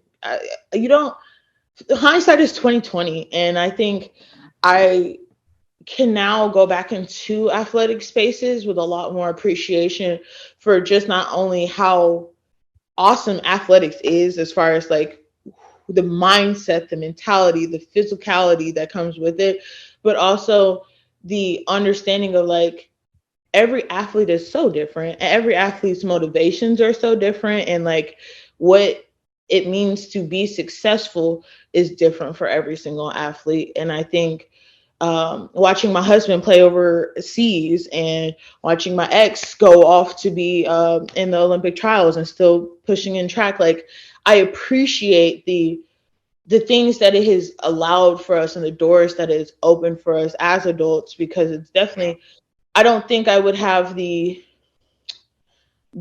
resilience, the discipline, the foundational things that are part of my character now that have helped me be able to transition into adulthood way more seamlessly than people who are non-athletic or kind of just have been on the outskirts of the world. And like, it gives me, I feel like, great tools to be able to teach my daughter to be like, okay, like, you could be whatever you want to be. You could be an athlete, you could be a singer, you can be a scientist, but you have to dedicate yourself and really find the discipline in all of those things, and focus and have your own goals and expectations for yourself, because everybody is going to see something for you that you see different for yourself, and your path is very much your own. And if you start to walk down other people's paths, you regret what you're doing or resent the path that you're on, knowing that you weren't supposed to walk it in the first place. So I think it has really given me so much perspective and so much experience that I can pass on. And that's what I love about, and what I take away from my career the most, is the fact that, like, I have a really good story. Like, You do. I tell you what, the story of you being a hurdler and a thrower and winning the state in both events, basically, I on the same day, if I'm not mistaken, is impressive as hell. It was, honestly, I remember there's so many things that could go wrong. If you clipped a damn hurdle, you could have hurt yourself and not even like been able to throw. I remember finishing that race, and I turned around and I looked at the board, and I said, my name's not going down. And my hands are on my head, and I'm literally jumping, and I'm cussing. I'm like, oh. I'm like, I see all the names that are finally up there, and like I'm jumping, and I just like collapse to the ground. And you just hear my mom go, Brea, you won! And I was like, oh my God, I actually won. And I'm like, okay, wait, I still have the shot put. I gotta calm down. And so I'm like riding the high of that, and I am just like, yo, I did what I finally like set out to do. And then I'm like, holy crap, you still have the shot put, girl. Like, what are you gonna do? Calm down. And like, I'd already won last year, so I'm like, that's cool. Like, if I don't win, I wanted something else. Like, it's fine. And like, but like, competitive edge comes in every single time. And so like, I get over to the ring and I'm looking at the girls I'm with, and I'm like, oh yeah, I'm not losing. I don't care who's in this flight, this fleet, whatever. I'm going to win. And I remember Shelby was there, and I was like, we're both going to A&M. Oh, baby, we're going to have to show who's who. And like, because I've always been competitive, and I love Shelby. Shelby is probably one of the sweetest humans to just exist. She is just such a kind person, but she is also super sassy, super competitive, super spunky.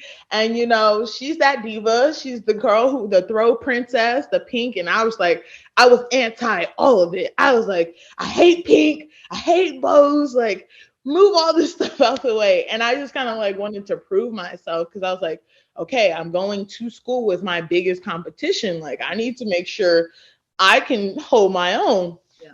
And I think going from that hurdle race and knowing that I was coming off of something really good, going into that competitive realm of like, you don't want to lose to your teammate. Like, no. And I was older than her too. So I'm like, oh, no. This is not going to work. I have to do this right. By the time I got off of the adrenaline high of both of those, it was just kind of like, girl, do you know what you actually just did? And I was like, and my mom goes, you know, you're going to be in history books for a long time, right? I was like, oh my God, I'm going to be famous. And she was like, sauce. It's not all that, but like, you did something good here, kid. And like, in my head, I didn't realize that it had never been done before. Like, it literally didn't even crossed my mind that like, oh, anybody can do it. Like, but like nobody else has done it. So it makes you realize. Well, at a big classification too. Now you might have had somebody in single A or double A, but not in 5A. That is huge. Well, and you're being more famous now because you've been on this podcast. My mom was so excited. She was like, "Brea's gonna be on the podcast." I was like, "I know." It was funny. I love that. Ari sent me the screenshot of the tweets that kind of led up to this, and they're like, "Oh yeah, we were looking for you," and I was like, "Somebody was looking for me?" Because I mean, being who Miles is, and like Miles is the name brand at this point, and which is cool. Yeah. I love it. Miles who? We're talking to you, Miles who? Right? I don't know who that is. No. But like it. I mean, funny enough, like I have my own story, but my brothers and their athletic careers have been such a pivotal part of my competitiveness, because I was the only girl, and I didn't want to be shown up by these boys. Like, okay, you're a basketball player, you're a football player, that's cool, but like I'm still great in my own sport. So like, yeah, like, and it's always been a running thing in my family, like who's the better athlete. But they didn't want to say two different events, right? And track. Yeah. You're older than Miles, right? I am. Okay. Did he throw in high school? He did. Oh, he did. Okay. Yeah. Okay. You didn't know that though. No. But no, I mean, it's just kind of funny because football and basketball are such known sports, it's always easy to be like, oh yeah, you're his little sister. Oh yeah, you're Miles Garrett's blah blah blah. And I'm like, I'm the oldest. I definitely came first. Yes. And I give the whole spiel, and it's kind funny. Of a big deal. I mean, yeah. But like when I saw the screenshot and I was like, they're looking for you. I was like, they're looking for me. And my mom goes, see, finally somebody's giving you the just due that you needed. I was like, thanks, Mom. Y'all know hey, I tell you, your picture, your name is all over Texas A&M and that new athletic field, not the new.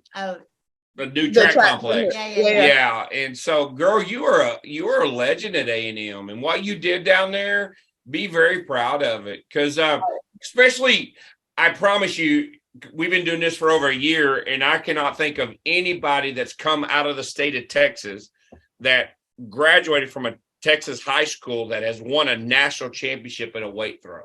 I promise you, in the history of the NCAA, you might be the only one to ever graduate from a high school in the state of Texas. And wow. And that's something to think about, because I'm a nerd. There's a lot of talent in Texas. Exactly. Well, but the problem, but see, that's the problem, is we don't get training in hammer or weight. Yeah. And in Texas, it's football, volleyball. Then, okay, let's go throw.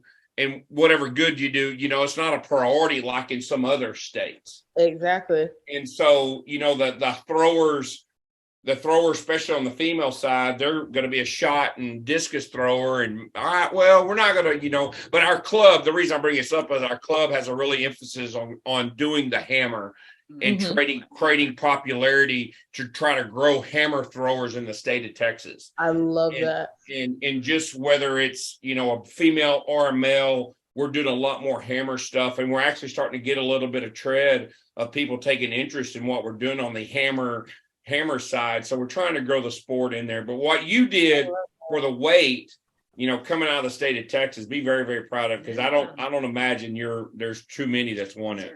From Houston. Yeah, but she was from Virginia. She was from Washington, D.C. Okay. So for sure. So I honestly never thought of it like that, and it's funny because I take pride in the moments for sure. Like my favorite thing to ever say I did was to break the 13-year record at A&M. Like that was just the coolest thing in the world to me, because her picture was in black and white, and I always thought that was like so different, because the guy's picture, the new one, was colored, but it was a black and white picture versus the colored one. And I was like, I'm going to be up there. Like, I don't know what I have to do, but like, I'm breaking that record. And my goal was to do it in a way that was going to make it last as long as it was up there. So I was like, if it was 13 years, it's going to be 23 years. However long I can keep it up there, I'm going to try.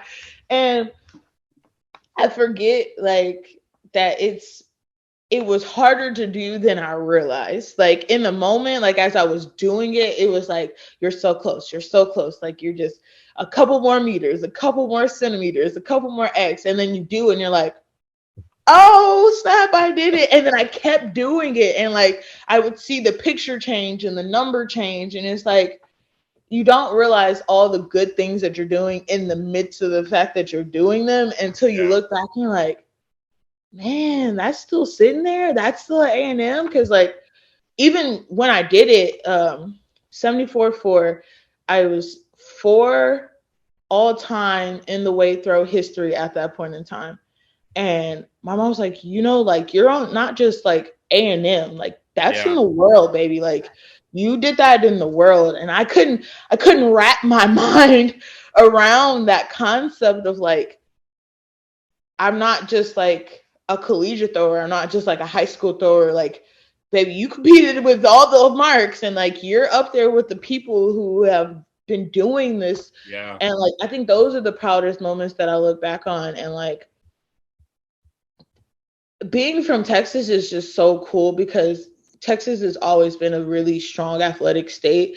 Like you hear California, Florida, Texas is like a lot of where the major track athletes, football athletes come from. And like to be a part of that big population of talented people and to come out and be on boards and records and things of that nature, like it's really humbling. And it's cool because like it could have been someone else. It could have been my neighbor. It could have been one of the girls that I competed with. Like we were all so close and all like just one technique away from being great. Like Denise, in my head, Ida and Denise were like the greatest weight throwers I had seen. And then next thing I know, I'm competing and I'm beating these girls. And it's like, wow. And then I stopped competing and let's see where some of these ladies have went off to. And like the Olympics and things of that nature, it shows you like how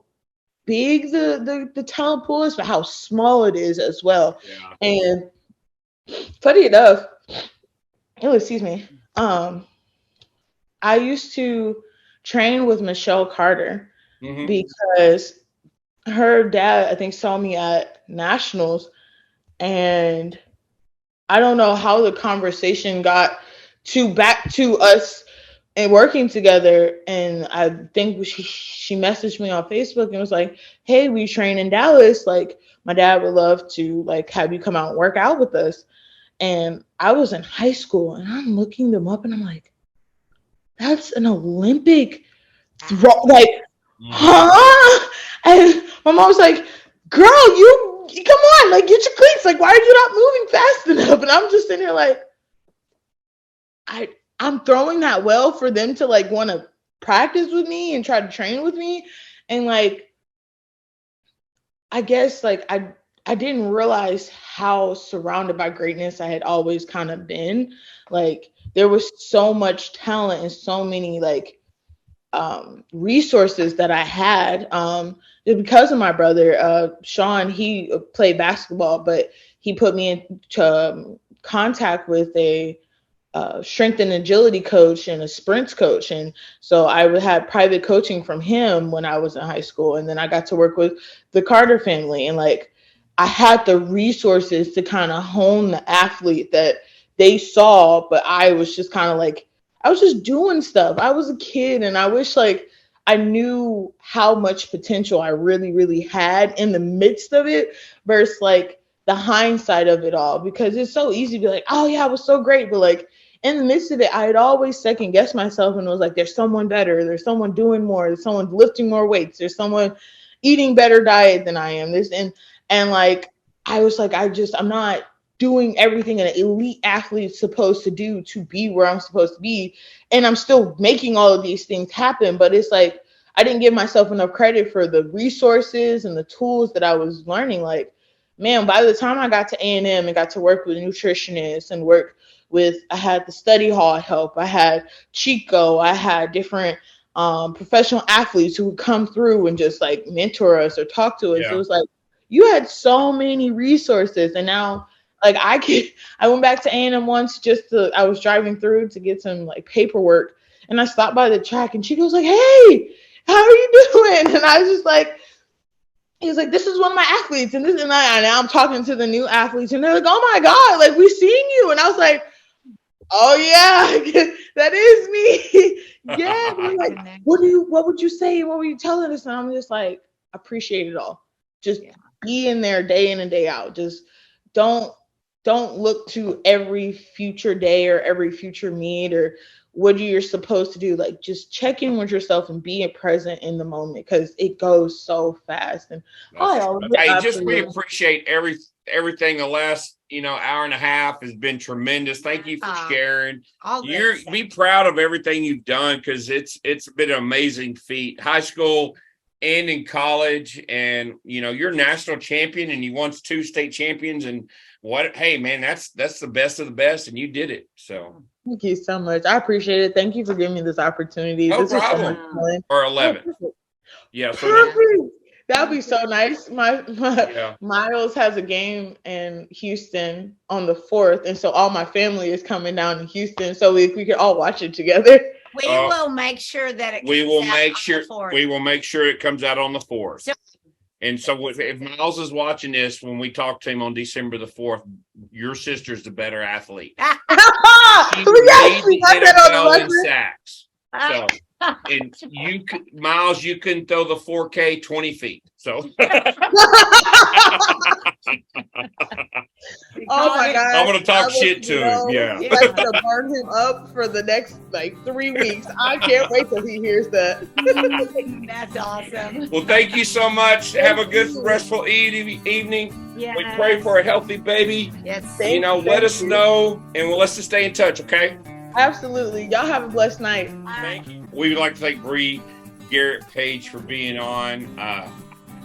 She's going to be an amazing mother. She is going to be the best of the best when it comes to being a mom. I can guarantee you that. We're very going to sign that little girl up for our club.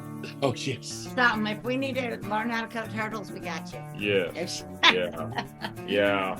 I just think that we sometimes don't take we take away the what being a great athlete is like, and something coming natural to them. And I think for her, I would almost say shot put was very natural to her a little bit in high school. And I don't know if that's because of her gymnastics or cheerleading background. But just being able to go from 39 feet, as a sophomore to 43, but winning state, because the pressure, the mental approach is so different. And during that time, it has to almost come naturally. The faith, the naturally of believing in yourself, of being competitive and having the faith to win. I think, she had that innate ability to have all three. And I think that kind of catapulted her.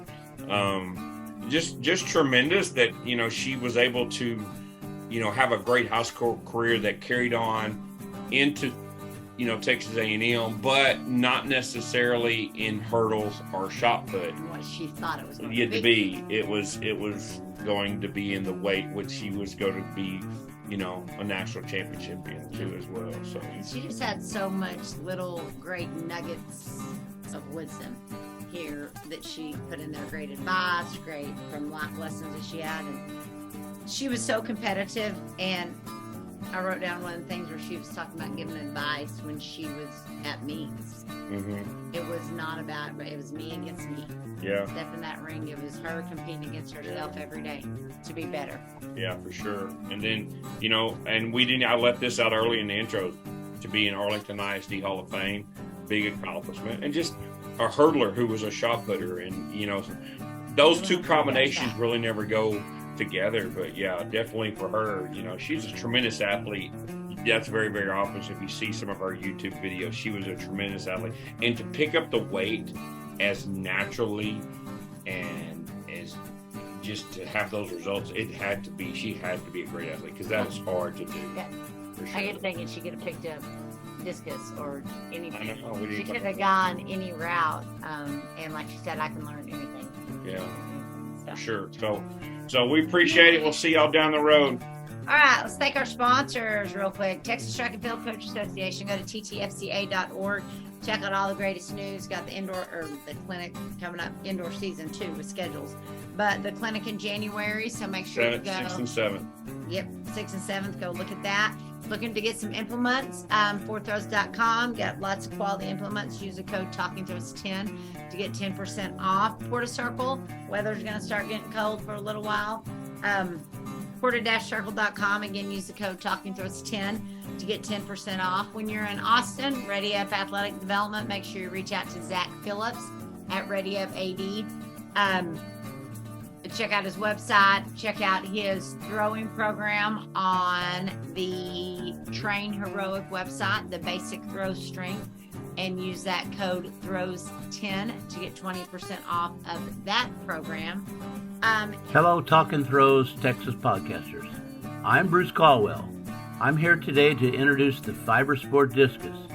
Yes, many of you thought I only made great vaulting poles. I have been bringing quality discuses to the throwers' hands for over 40 years. First as Cantabrian USA representative, then for the past 10 years as the Nelco discus distributor. I introduced the yellow plated discus for the plastic's best durability. If your Fiber Sport discus breaks, we replace it. Our studies have reached into the science of using a wind tunnel and adding microchips to the discus to find the spin, the gravity, the flight stability of the discus. We have found it's not about rim weight anymore. It's more about creating a balanced stability to allow the discus to fly and surf the wind. Our new Fiber Sport discus is made to be selected to fit your needs, no matter the weather, no matter the conditions. Check out our discus selection guide at fibersportdiscus.com and find a dealer in your area that sells our fine product. Thank you, Jason Janelle, for allowing me to talk with your listeners on Talk and Throws Texas Style. And then always go and check out the Throwing Factory. We got lessons if you're looking for, like we talked about at the beginning, youth lessons, video lessons, anything like that, need some apparel. Just reach out to us. Let us help you with whatever you're looking to do when it comes to throwing. ThrowingFactory.com website. Yes. What did I say? You just said the Throwing Factory. They know. ThrowingFactory.com website. Don't forget the .com on the World Wide Web. Yeah. Google And it. then Lifting DFW Human Performance, liftingdfw.com is a website.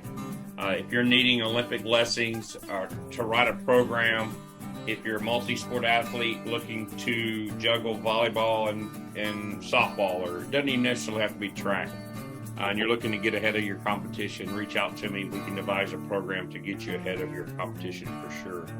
So please do that. That website again is Lifting DFW. Then a big shout out to Big Frogs, who handles all our apparel, that handles all that shopping page as well. They're in Colleyville, Texas. So if you're ever in that area or need a quick print, embroidery design, or whatever, go call Michael Neal at Big Frogs, Big Frog Colleyville. Got it. That's it. Have a great one.